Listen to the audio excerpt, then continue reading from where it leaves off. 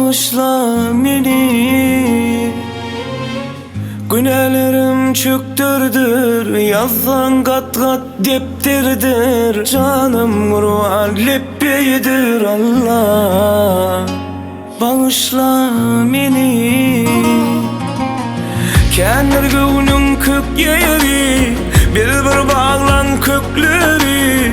Canlar uçtur kepteri Allah'ım. Bağışla beni. Bir yanım toy beylen yaz, bilmek kıyın kim düşman oz. Bilmeyenim köptür haz Allah'ım. Bağışla beni. Şükür haller bir tapta, bugün harzur yar kalpta. Yüreğim sana verdim, yaysam en siler dirdim.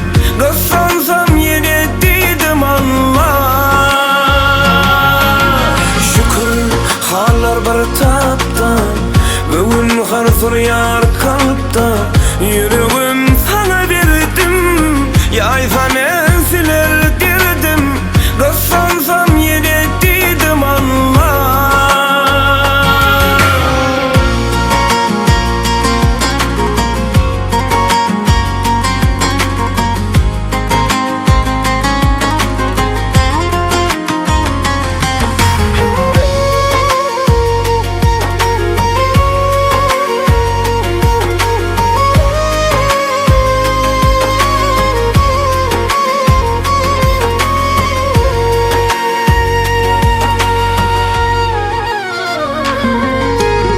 Serseme diğer hıyalat, boyum bilen amanat.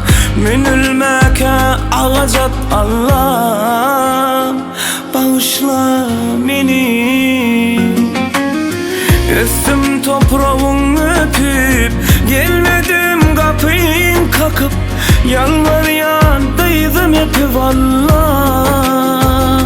Bağışla beni. Şükür haller bir tapta, bugün harzur yar